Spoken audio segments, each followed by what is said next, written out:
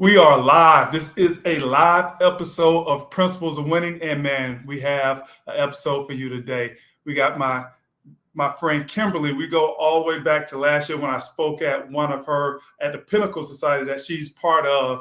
And we've developed a little bit of a friendship over time. This is going to be a good one. So let's get into it right now. You guys know that Principles of Winning, we all want to win in life. And I believe we all can win in life. I also believe that success is a choice and there are no secrets to winning. There are only core principles, habits, and disciplines that leads to success.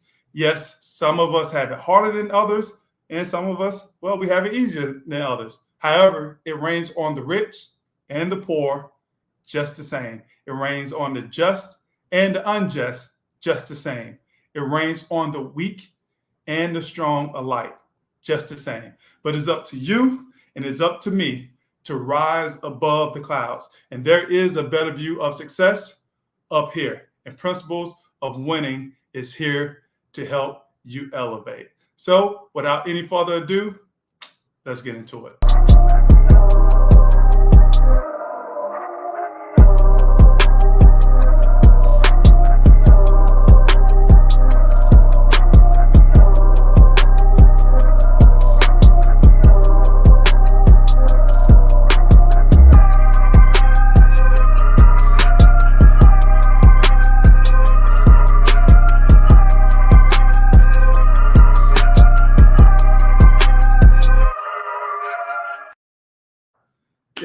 Yes. I am ready for this one. I love doing them live, man. But welcome in. My name is Desmond Clark. I'm the host of Principle of Winning, where we interview highly successful entrepreneurs, executives, athletes, politicians, and entertainers to discern the principles and the disciplines that they have applied in their personal and professional lives to create the mountains of success that they've experienced so we can continue to develop our own personal and professional success playbooks for our own lives.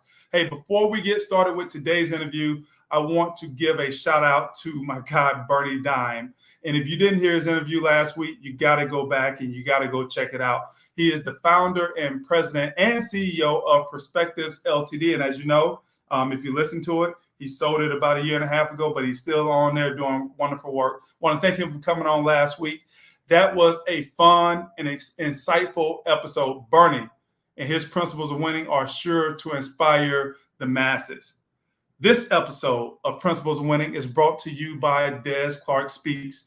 Des Clark Speaks is your preferred keynote speaker and corporate team development specialist. We help executive team leaders create pinnacle team success by establishing principles of winning, the 88 way. If you want to learn more about how we help executives just like you build championship level corporate teams, go to www.desclarkspeaks.com for more information and sign up for our free roundtables. So, hey, we have Kim Laipple coming on right now. She is the SVP, Senior Vice President of Managing Director of Scientific Search. Check this out. Hear me when I say this. She is a $1 million producer. Okay, so that's great. Right? She's a $1 million producer, but she does this while managing a team of over 20 recruiters. So I don't know how somebody gets that done. I got to manage 20 people and I'm still a $1 million producer. We're going to figure out how she does that. But she is also a member of Pinnacle Society. Like I said, that's where I met her, which is the top 80 recruiters in the country. And she also sits on the board as secretary. When she's not working, yes, these are her own words, she is a kick-ass Gigi to 4 little grandbabies and has 4 rescue animals that fill her day. So let's bring on Kim. How you doing today, Kim? Good. Great to be here. Thanks so much. It made me excited just reading about the 4 kick-ass, you've been a kick-ass Gigi to 4 little grandbabies. Yes. Talk to me about that. It seems like that's your pride and joy. They are.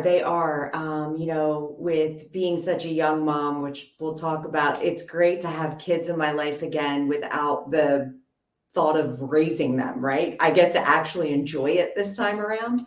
Right. And they keep me young and keep me full of life. And I'm so thankful that they're in my life now at a point where I can get on the jungle gym with them and I can bowl and I can I can jump on the trampoline and I can do all the fun things with them. And they are just amazing. And it really brings perspective to watch the world through young eyes.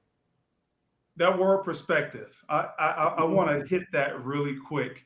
Sure. So you are a $1 million producer in an industry where it's tough to be a $1 million Yeah, producer. it is. Yeah, for sure. You're doing that with managing 20 people. Yeah. So I can just imagine what your days are like. Yeah.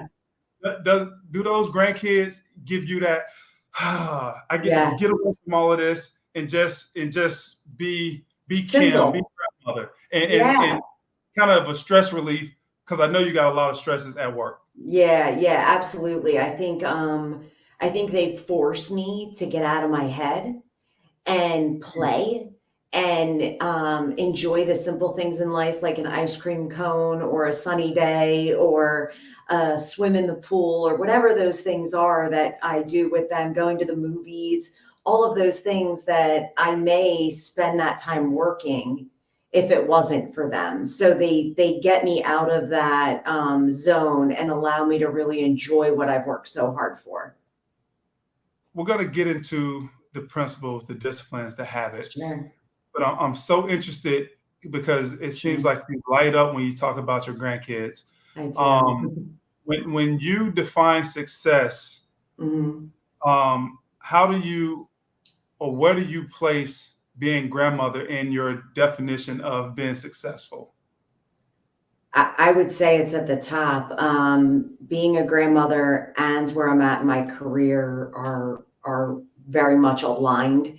I would say that's kind of the peak of my success was to be able to not only be a grandmother, but do for my grandkids what I couldn't for my kids, uh, Mm. and enjoy them and not feel as though, I don't know how I'm going to be able to participate in their life or put away money for their college or do things that I never could before. So it's almost like a fresh experience at parenthood without the obligation piece of it. So you've mentioned a couple times being a parent, and Hmm. it seems to me, and I know this a little bit from the stories that we shared, that Sure. being a parent was a struggle for you. Yeah. Tell tell us, go back to those times and let's start from there and tell us about those early struggles of becoming a young parent and what the difficulties were back then. Yeah. So I became a mom at 18. Right out of high school, I was in a very tumultuous and unhealthy situation. Um, I'm a survivor in many ways from that aspect, as far as domestic situations in a home. And I had to leave Mm. knowing that I had no way to support my kids. I was so young. I was a kid. I didn't know what I was doing. And I had no education at that point. And from there, obviously, I had to make some very tough decisions.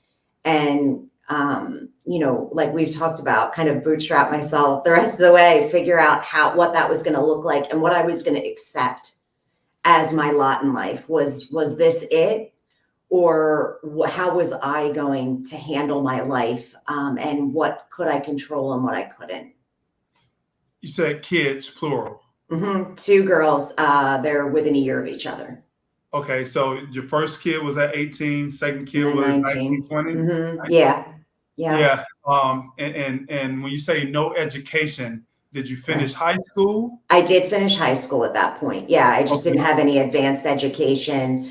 I had finished high school. I was working in an office setting inside of a wholesale bagel company. And I had no benefits. I had nothing. So it was pretty rough at that point. Take me there. And Yeah. you said it was pretty rough. When you were in this time, 19, 20, Hmm. trying to figure out, tell me the mindset. Tell me what was your thought process at that time before you eventually started to figure things out, which we're going to get to. Sure. What was your mindset at that point? How did you look at life? I knew that that was not going to be my story, the way that my life was going. I think that I had the girls so that I would have a reason to leave. I believe that I loved them more than I loved me at that point in my life. And it gave me the strength or the fortitude to walk away and know that I was walking into the unknown. At that point in my life, it was definitely hand to mouth at best. It was a lot of really rough months and years. But I think by looking at that and knowing that I didn't want that for them was where my initial motivation came from. And I think I had mentioned this to you. Someone had said to me when I was 18 and pregnant, they said to me, well, now you're never going to go to college. Right. And there is one way to fuel me, and it's to tell me I can't do something. So at that point, I knew that I not only would figure it out, but I would make sure that they saw my hustle so that they always knew that there was anything was possible in their lives that they set their mind to. Now, I know who that person was, and you didn't mention that person. So until you mention, I'm going to keep it out. But that person was somebody that was very close to you. Yes. That had a lot of influence Very on much you. so. Very much so. That had to be very, very tough for you to hear that from that person, where, you would think that person would be someone that would be encouraging you to get out of that situation. Correct. And in fairness, at that time, that person, was doing the best that they could and was the person that I looked up to most in the world, and really did want what was best for me. They did not have a full picture of the situation I was in. I kept a lot of that private out of sheer embarrassment for a very long time. But I believe that person believed that was how you motivated people, that, I'm Gen X. I mean, we didn't get a pat on the back or don't worry, it'll be okay. That just wasn't the way we were raised. Got a kick in the ass. Yeah. So I took the kick and I ran with it. So I don't begrudge anyone for that. I think as parents, as people that are mentors to others, we say what we say for the right reasons, for the most part. And I don't think it was malicious. I think it was just a sadness that created that statement. Right. So that person meant well. It just didn't come out the right way. Correct. It came out more in a hurtful way than a helpful way. But you were able to take that, package that, turn it into motivation. Yeah, so for sure. You said you knew at some point that this was not going to be your story. Yes. What was that point, and what gave you the confidence that wasn't going to be your story? So I think I always knew that it wasn't going to be my story. I think there was something in me that wanted more. As I was young and I was in high school, I always kind of dreamed of being the girl in the suit in New York City, living her best life, and never planned on having a family. Never, that wasn't in my line of sight. I wanted to break through for women. I wanted to be an executive. I wanted to make decisions and do all of those things that you think are so cool when you're in high school. And so for me, I always knew that piece. But then when I was in the situation I was in, I think the grind of working so hard and not seeing any results because of it, still being hand to mouth, still not being able to pay the utilities, not being able to buy a home, things like that. It just got to a point where I just said, enough is enough, and I need to figure out a different way. And then I started trying things to figure that out. And I think that, you don't know until you know, right? You don't know what you don't know. And until you start figuring things out, you really don't know how to get to the end. But, in what we've discussed and in my principles of winning, I knew that one of my principles was there was no failure. It was just the next step to the right direction. So, yeah. No, I was just going to say thank you for segueing for me, Yeah, because yeah, that's what we absolutely. want to do right now. At some point, like you said, enough was enough. Hmm. And I think for a lot of people who had to start off with less than, me Yeah. being one of those people, there was some point where you say, all right, that's enough. And you start to develop certain characteristics, certain disciplines, Hmm. principles, habits, whatever you want to call those things. I call Yeah. them principles for myself. What were those principles that, hey, when you said, okay, I got to figure this out, Yeah.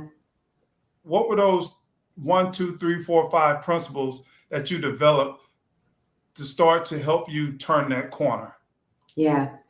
I would say one of them is that failure is not in my vocabulary. Failure is an opportunity for me. If you don't fall, you don't get the opportunity to get back up. So I always look at things from that perspective. I would also say that for me, optimism is one of my principles, that we have a choice every day when we wake up how we're going to look at things. And two things can be true simultaneously. Something can Mhm. really suck, and it can also be an opportunity. And I choose the opportunistic side of things every day. I also think that we can't necessarily be masters of many things, but I do think that anything worth doing is worth doing right. It's worth doing to the best of your ability. If I'm going to take the time to do it, I'm going to be as best as I can at it. Yeah. There's no reason to do things halfway for me. It's not fulfilling. And then I think improvement is, I live my life where there is no end. There is no end to my learning. There is no end to my development. There is no end to my growth. I challenge myself each and every day in some way, even if it's something so small that keeps me feeling, alive in everything that I do. Hmm. I love all of these. Thank you. Failure is an opportunity. It Failure is is. not in your vocabulary. Optimism. And I love the way that you put that. Two things could be true at the same time. This can Yes. suck, but it also can be an opportunity. Hmm. Um, Anything worth doing is worth doing well and doing the Yes. right way. So there's a standard there. I put out a post Yes. just today saying, challenging people and asking them, do you have a standard for yourself? And Yes. obviously, there's a standard for you because you want to do things at a certain level all the time. And improvement, there's no end. Yes. There's no end game. Yeah. There's no end Yeah. game. Take me back to the optimism. And here's where I want to go Hmm. here because um, a lot of times people see the obstacle, right? They, Yeah. oh man, I have to do X, Y, and Z. And usually that obstacle is a moat around the Yeah. opportunity. So, yes, there's a moat there, but there's a castle on the other side of that moat. Hmm. You just got to figure out how to get through the moat, past the moat, all the dangers Yeah. in the moat to get to the castle. Right. Tell me, how did you develop that thought process of, hey, I'm gonna take the optimism side and the fact that you understand that two things could be true at the same time.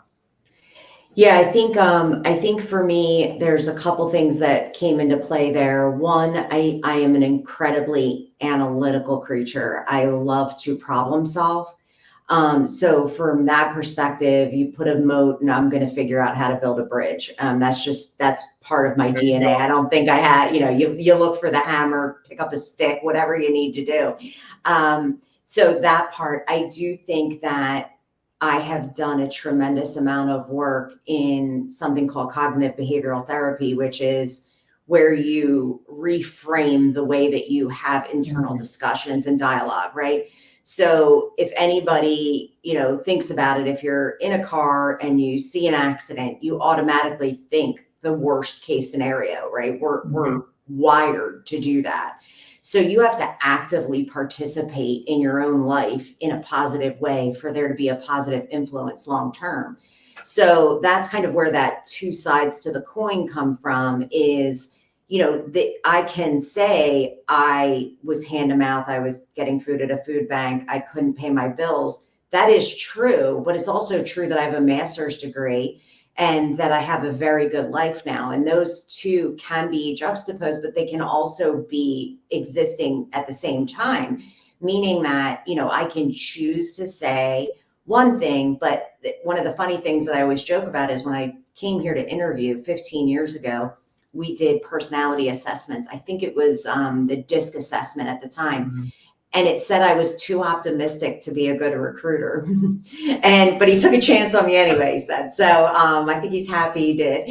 But yeah, I think deciding that I'm going to see the sunshine through the clouds every day and actively doing the activities that bring me joy, whether it's a walk in the woods, whether it's watching my dogs play, whether it's spending time with my grandkids, and filling my cup with things that show me those things can be true.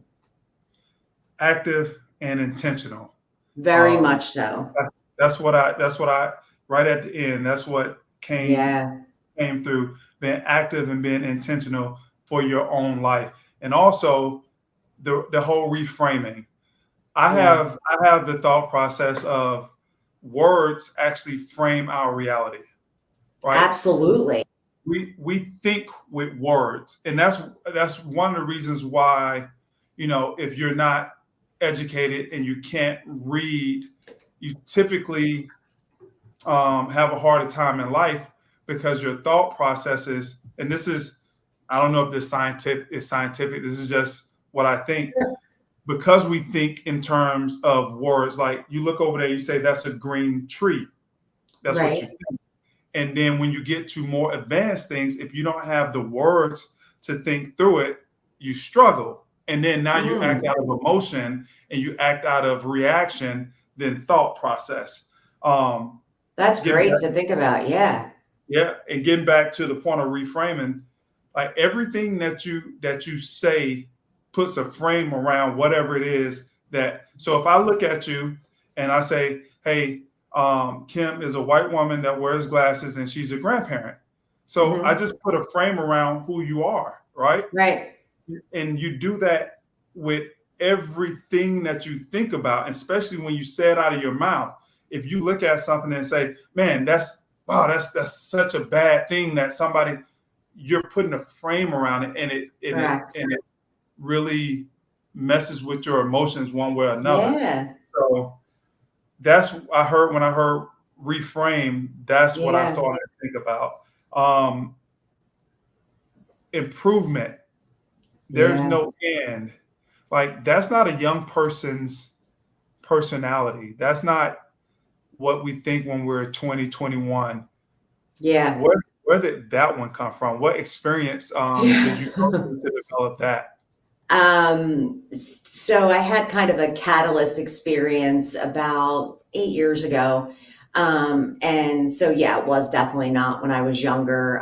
You're not even thinking that far out, I remember thinking my age was old. So, and I don't feel old at all. So, I had a catalyst event. I was in a relationship, and again, not my strong suit on that side of my life, but I realized that there were things that were happening in my life personally that were happening over and over again. And there has to be a time of reflection if you want to be truly at peace and successful, in my opinion, where you take a hard look in the mirror, and the only consistent in all of those situations was me. And I needed to accept that I was making some bad choices, and I needed to figure out why I was making those choices, whether it was personally, professionally. I was doing okay at work then, but I wasn't doing what I'm doing now. Right. And I was in my own way.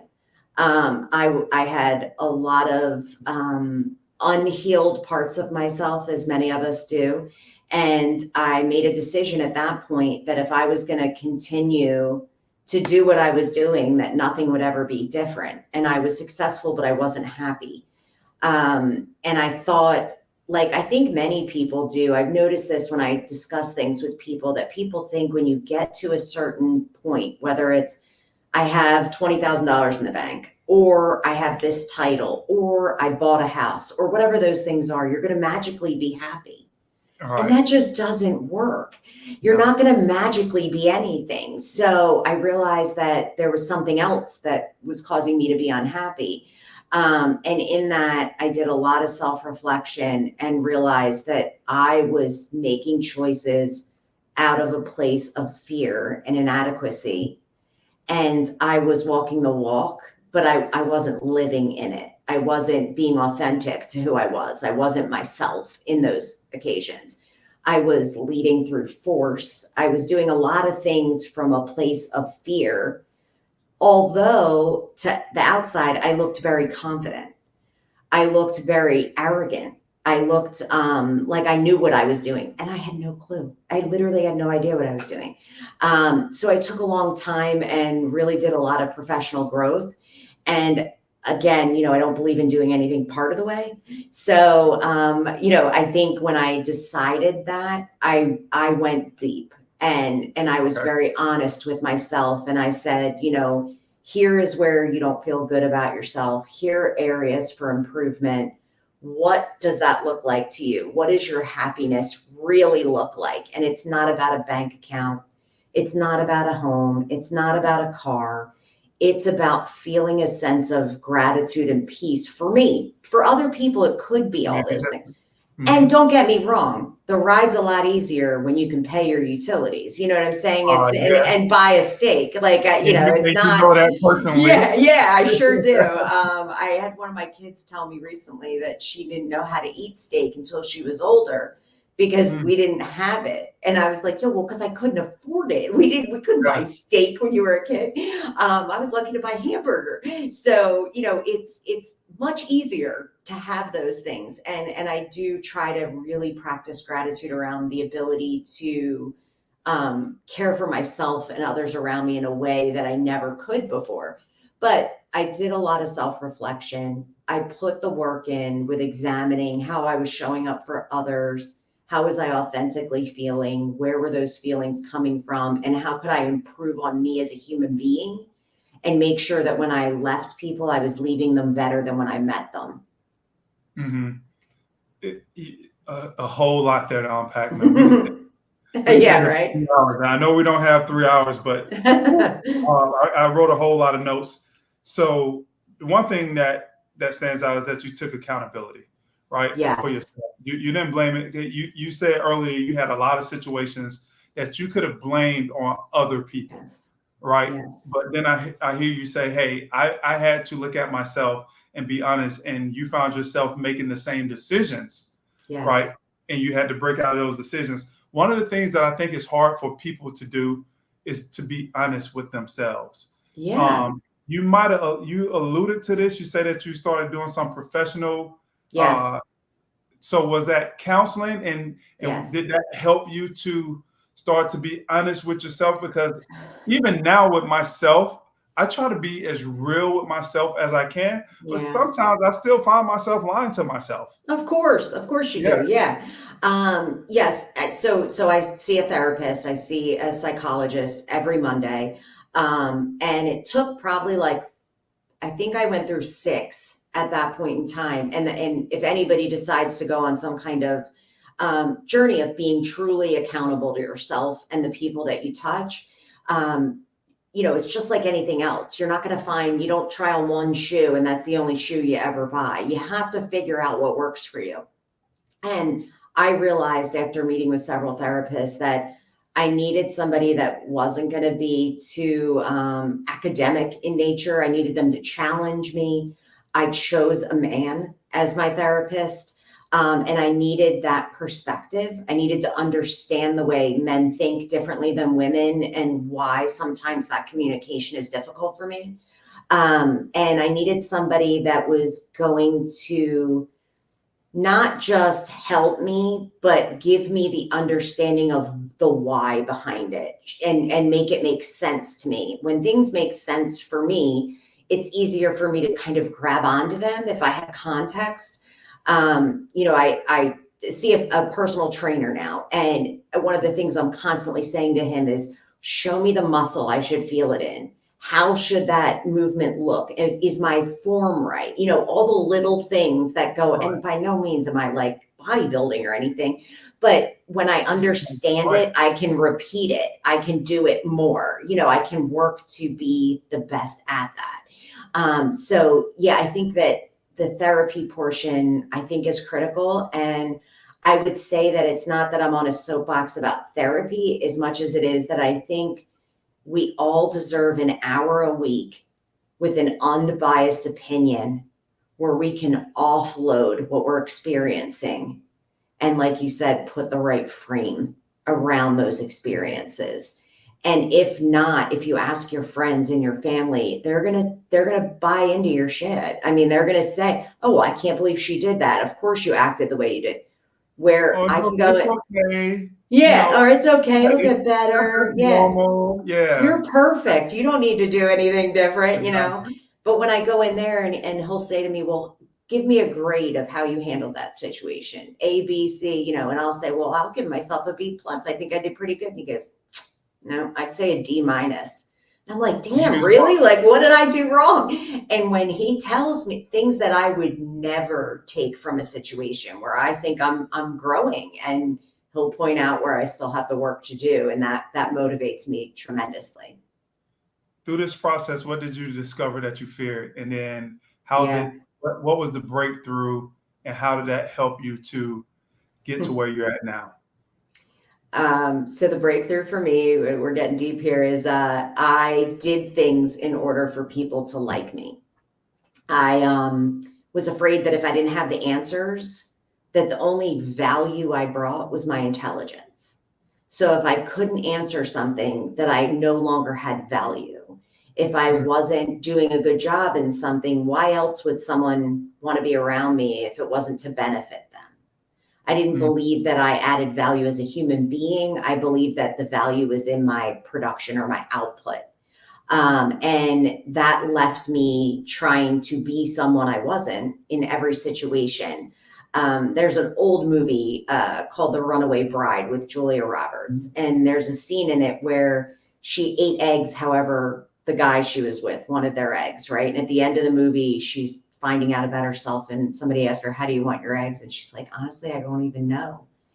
And that felt so real to me when I saw that. It was like, I don't know who I am if I just think of what I want and not what others want from me.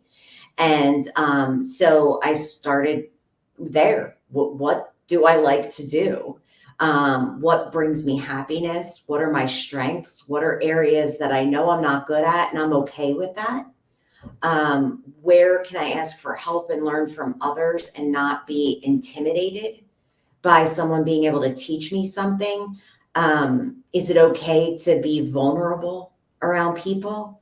And the answer is yeah, it's okay to Yeah. just be human. And the people that are supposed to be my people will love me in all my flaws, in my best moments, and in my worst. And I have such a deeper connection with the people that I choose to have in my life now than I ever thought was possible for me.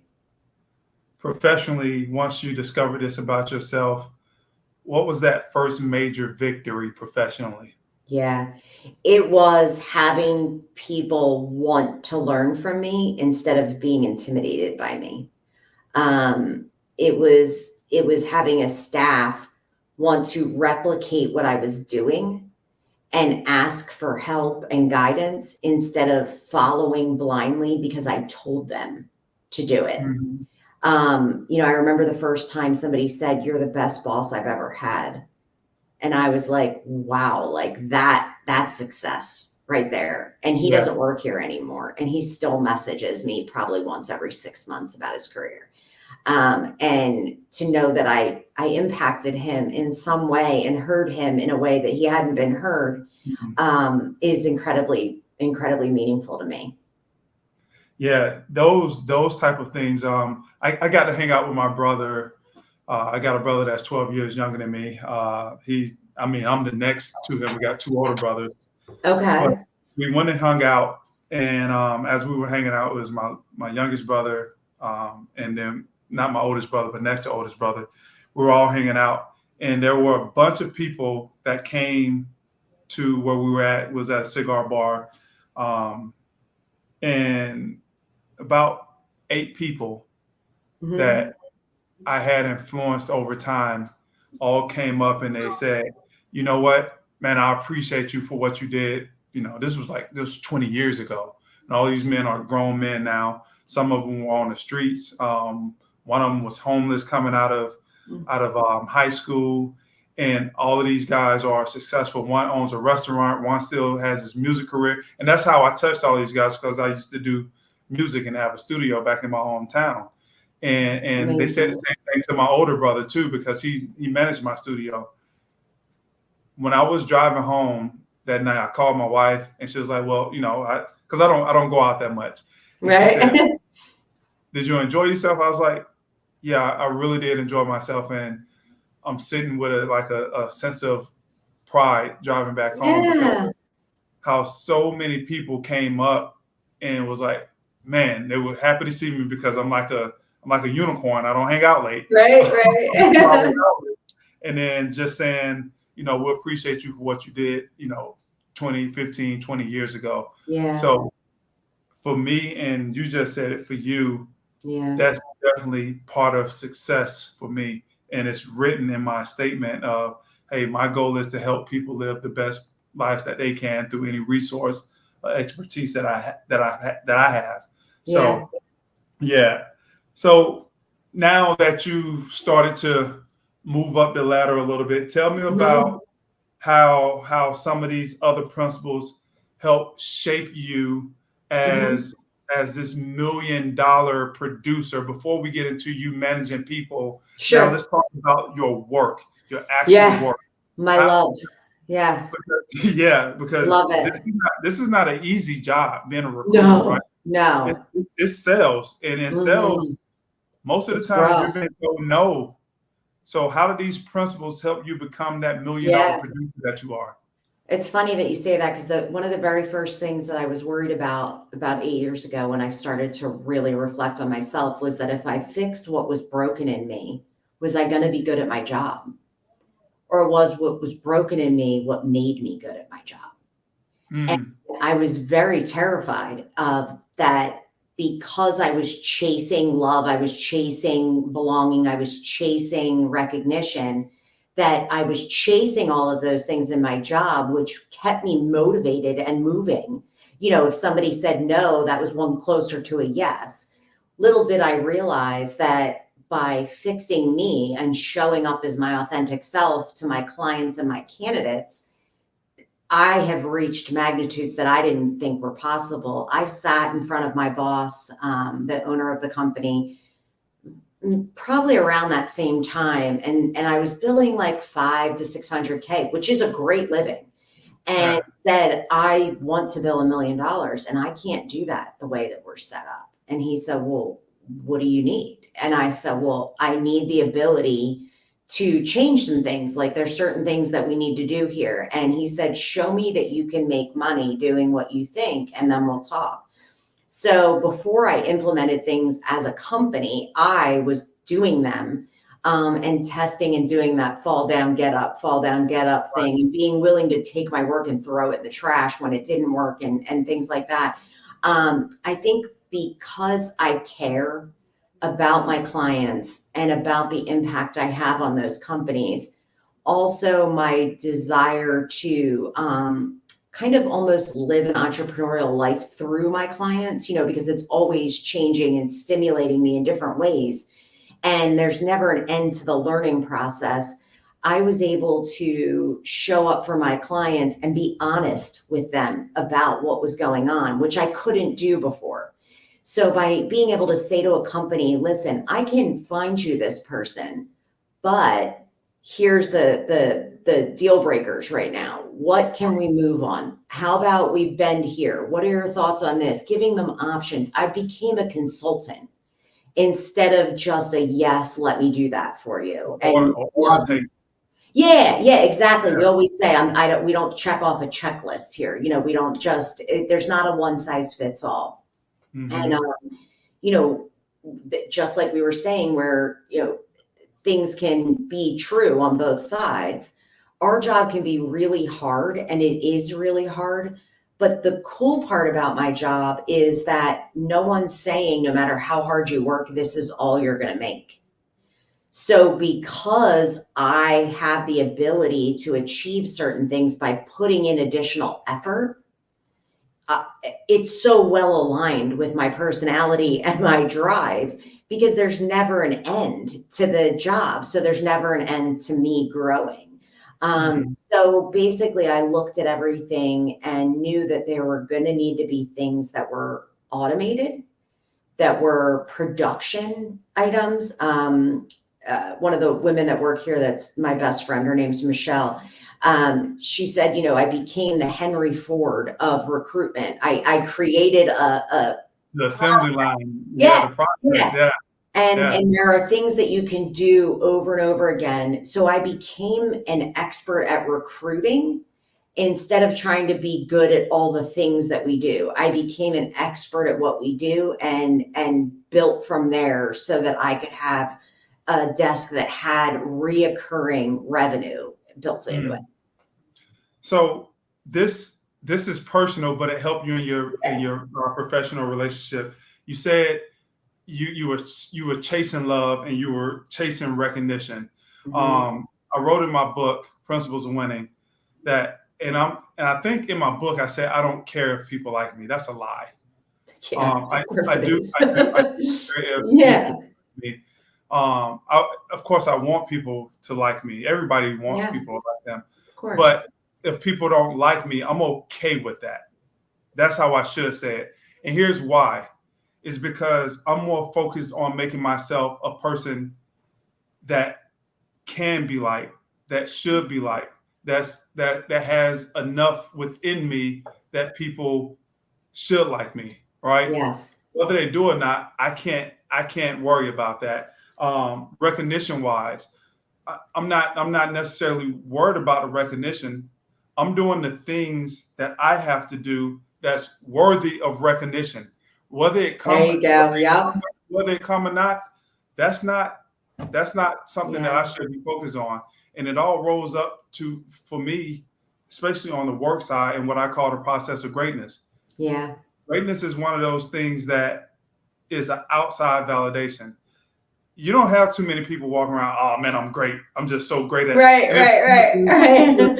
Walking around those people, maybe you need I don't want to, those people. that process is executing the details in excellence consistently over time. You can take that in your personal life.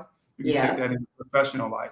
And if you have that mindset like you do, and you said this in other ways, you want to execute the details in excellence consistently. Yes. And like you said, there is no end. So you're going to do it over time. That's what makes you great. And that's what makes it now where you're not chasing love and you're not chasing recognition. You're attracting it. Yeah. And that is very true. Like, you don't realize it at first. When you first start feeling good, things just all of a sudden you're like, wait, this is the life that I dreamt of. This is the peace and happiness and relationships. Like Pinnacle is a perfect example. I mean, I was terrified of going into that room, and you met all of us. Right? Do I belong here? Yeah, and one of the things that I learned was it's not did I belong there? That's exactly where I was supposed to be. And I am so grateful for the people at Pinnacle. And you met us, we're just people. And I imagined I was going to walk in the room and feel this big around all of these people. And now knowing I add value to them too is so meaningful to me. But yeah, I mean, that greatness that you're looking for, like you said, it's not that I don't want people to like me, of course. What I've learned now is there are people that will know me and trust me and love me because of who I am. And there are people that won't, and that is not a reflection of me. That's Right. their choice. That's their preference. That's their reflection.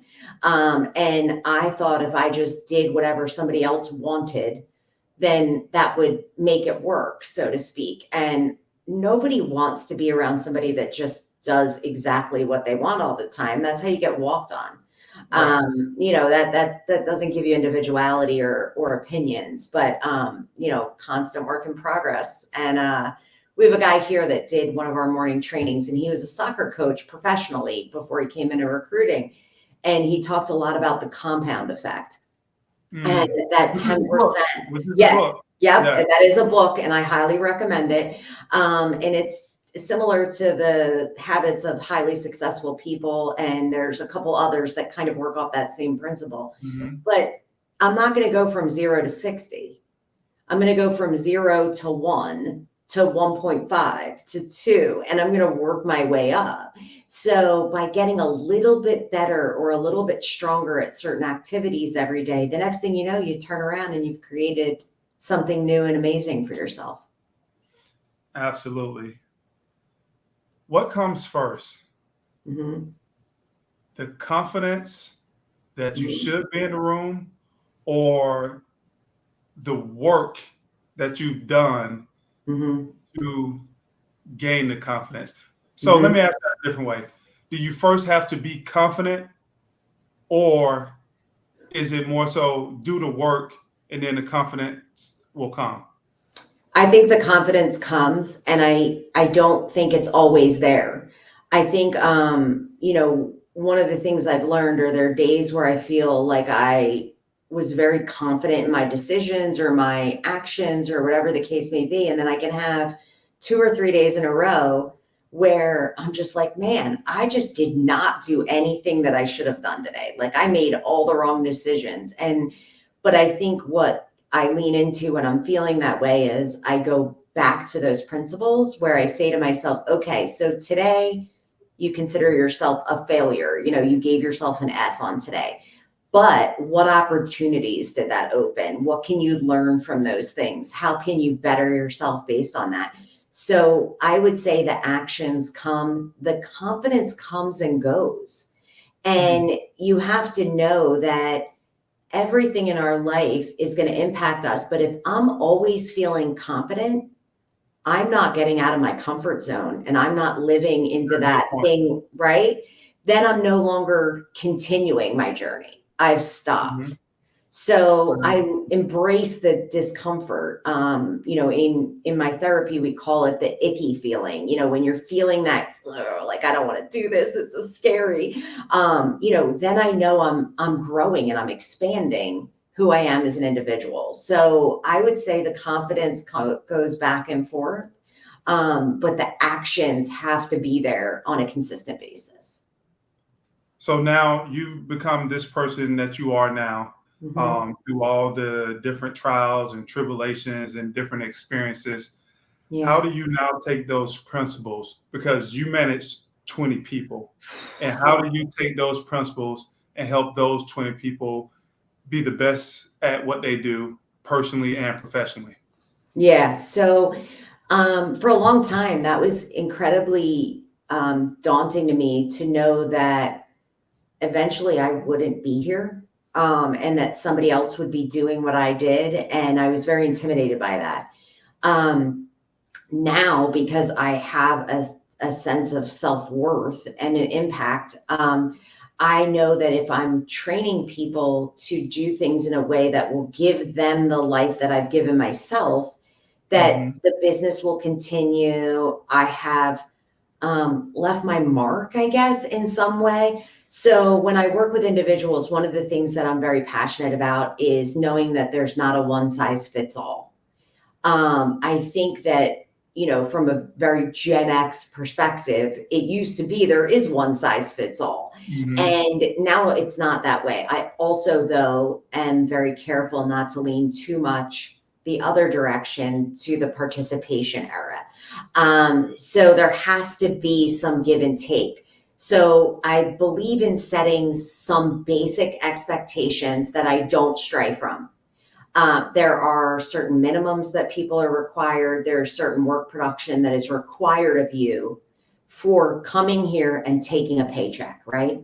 And then there's people that want more, like I did, that crave to be developed. And those individuals, it's important to know what's success or what matters to them, and then work toward fulfilling that. And what I mean by that is we have support staff here. So we have a couple support people, and each one of them, you know, everybody else in the company is motivated by money. We're salespeople. That's what we do. I had never managed people that weren't motivated by commission. So what do you do with that? Like, how do I train you? You know, I can't wrap my head around it. So listening to them and what feels good to them, what brings them joy, what fulfills their day, and then finding ways to capitalize on that is a win-win. And it's harder to manage that way. It's harder to tailor the way that you lead. But if I did the same thing across the board, I wouldn't have the loyalty and commitment and tenure that we have, because people are constantly getting what they need here instead of having to look outside the doors to find that.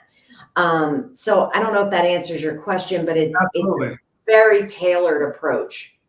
Why is it harder for you to manage the non-money driven people? Yeah, because I am driven by money. So in my mind, well, I'm driven by the success that brings the money. I want to do well. I want to make the placements. Some people just want to go to their job and then go home, and they don't want to think about work any other time. I am so passionate about what I do.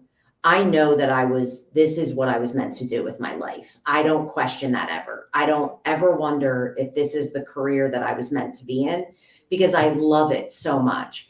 So when somebody else is kind of lukewarm on just coming in and doing their job, I'm like, well, how do you motivate someone like that? Or if the other part is this isn't their last stop, some of them. Right. And I have to be okay with knowing that if I can't give them what they want, I still want what's best for them. And I'm okay helping them transition to somewhere else. I'm okay with having those difficult conversations, writing a letter of recommendation for one of my employees to attend a master's program that would take her completely out of my industry. And knowing that she feels good about coming to me and asking me, knowing that that means she's not going to be here. That's a reward too, that she feels comfortable enough with me. So I just think when it's people that don't think the same way we do, it's harder for me to put myself in their shoes and understand it from their perspective, but it also helps me grow at the same time. And you asked a rhetorical question in there.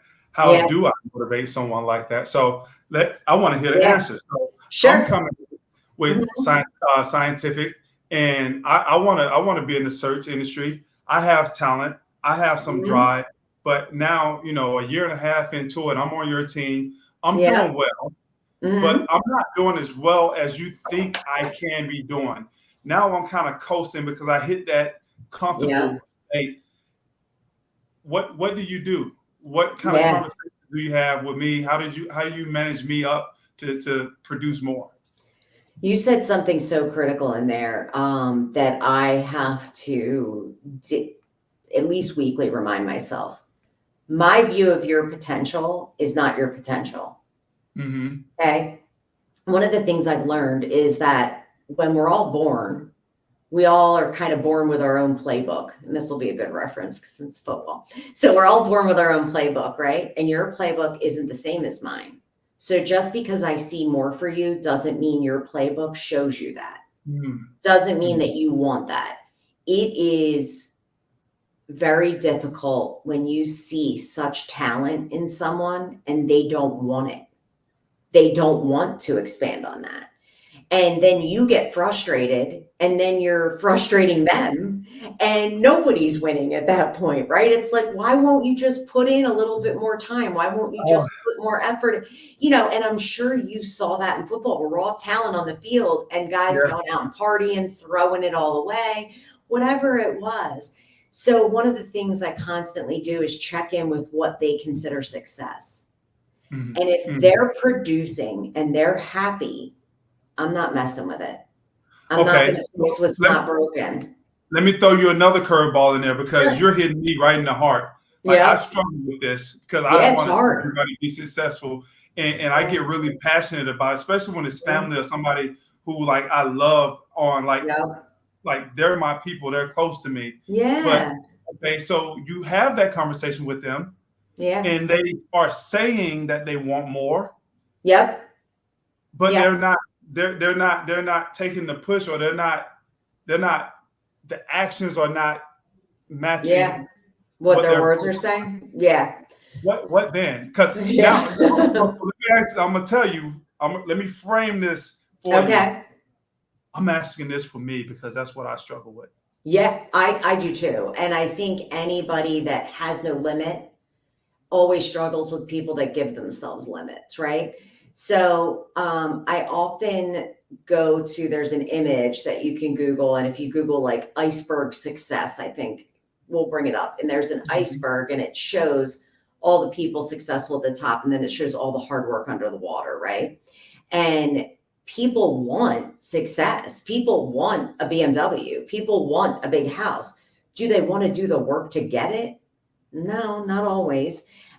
So I go through different scenarios with them and say, okay, well, if you could have that vacation that you just described, like your dream this year, success would be going to Hawaii for 2 weeks.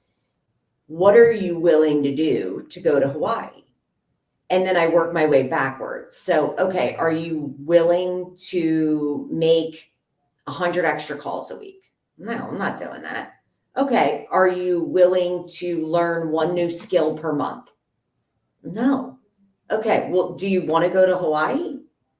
Well, yeah. Do you want to do the work to go to Hawaii? No. Okay, how about I get you pictures of Hawaii and you can look at those while you don't go? I kind of give them different scenarios that will get them there, but ultimately, we can only lead the horse to water. We can give people the tools to succeed. I do try to figure out ways that resonate with that particular person, whether it's, a written form that, I have some people here who love paper still. They love to write everything down. I do everything electronically. I'm not going to require one or the other. But I am going to require that you have X, Y, and Z in front of you to do your job. So if somebody's all paper driven, maybe I create something for them that's a little bit different from a to-do list standpoint, where they have the ability to organize themselves a little bit differently than others. And that works for their mindset. Checking in with them, do you feel as though you did your best work this week? What did you do well? What didn't you do well? What would you like to do differently? But people show you more than they tell you what they want, and Right. you have to believe them. Right. You said something, and I wrote it. It was one of my notes right here. Want to, willing to, and like as soon as I wrote it, you started Yeah. talking about Yeah. people want to have success, Mhm. but not everybody is willing to do what it takes to have Mhm. success.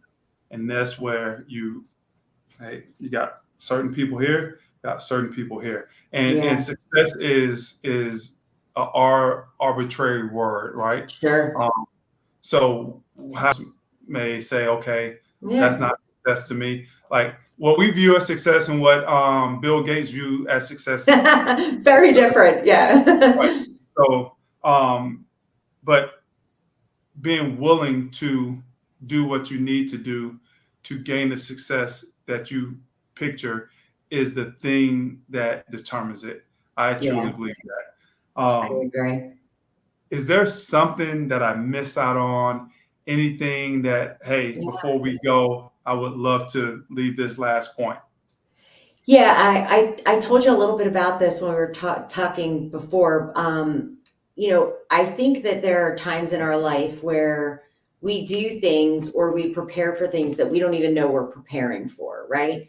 And I would welcome people to challenge yourself when it's easier to do that. Last year, I suffered a very severe injury, and I don't know that I could have made it through that injury. As I mentioned to you, I broke my leg, my foot. I met you. You was on a scooter.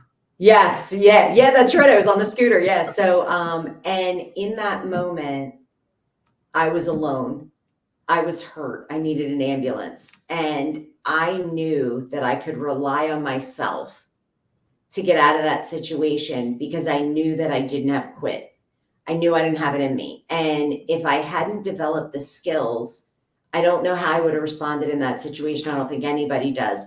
But that was the easy part. What came after that was the surrounding myself with people that truly supported and loved me. And I learned through that experience that it is okay to count on others. And I didn't have a choice. I physically couldn't move. I was in more pain than I ever want anyone to ever experience, but I had to count on other people. And I could not have done that had I not done the work to know that I had worth even when I couldn't work. And by doing that, I surrounded myself with a group of people that willingly, without question, cared for me and loved me through one of the most difficult times of my life and learning how to walk again. And still to this day, it's 11 months later and I'm still healing. And, I think by challenging yourself all the time, you may be preparing for something that's in your future. And if you don't do it now, how will you handle those obstacles as they come up? So while you have the ability to make yourself, quote unquote, stronger from a personal standpoint, Mhm. take advantage of that because there are going to be times where you need to rely on that strength to get through. Absolutely. Something that I'm trying to teach my son as we get Kids, up at yes. 6 o'clock in the morning and go work out. It's like we're not just working out just to come here and work out. Say, son, the world don't care nothing about you. No. We're gonna keep going with or without you. And it's Yes. gonna be a lot of hard times that's gonna come. He's 12 and I'm trying to teach him this now. I was like, we Yeah. come in the gym in the morning because we have to make ourselves get up. We have to make Yeah. ourselves come in here and make our exterior hard and get Yeah. strong. So when the time comes when we need this mentally and physically, we can Yeah. be strong and we can overcome whatever it is. This is just an exercise for that. And I Yeah. know right now he's 12 and he's like, Dad, shut Yeah. up. Shut up. Let me play my video games. Right. Right now. You're waking me up, but hopefully Yeah. somewhere down the road he'll understand it. That's why Dad got me up in the morning. That's why he Yeah. made me go lift these weights, not just so I can be good in athletics but so I can be good in life. And that's what I try to use that for Yeah. life. And as I heard your story, the last story when you broke your leg and you had to crawl your way to your phone, or Oh, else you're just so going to be awful. there by yourself. Failure was not an option. Not an option. That's Not one an of your option. You Mhm. had to have optimism. Yes, two things can be true at the same time. I am in a ton of pain, Mhm. but I know I can get over there to my phone. Yep. Worth doing it right. Hey, I don't know where that one come in that story, but the last one that you're talking about, continuous improvement, there is no end. Like now Mm-mm. that you had that event and you had to rebuild yourself, you say it's still difficult right now, and you're still Still trying to different. continue to improve. 3 out of your 4 principles came out at that time. And let's just say the fourth one came out too, because you actually told me this.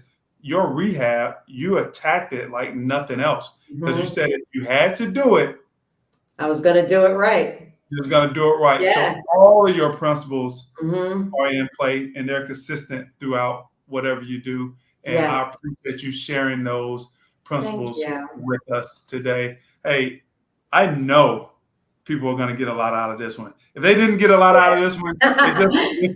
They just Thank didn't listen you. well enough, but they'll Such a listen. pleasure. And I appreciate you jumping on and sharing Yeah. the principles of winning with my audience, with my Thank you crowd. so much for having me. All of your people jump on and get to see Yeah. of you also. Thank you very much. Thank you so much. It was so great. Thank you. Absolutely.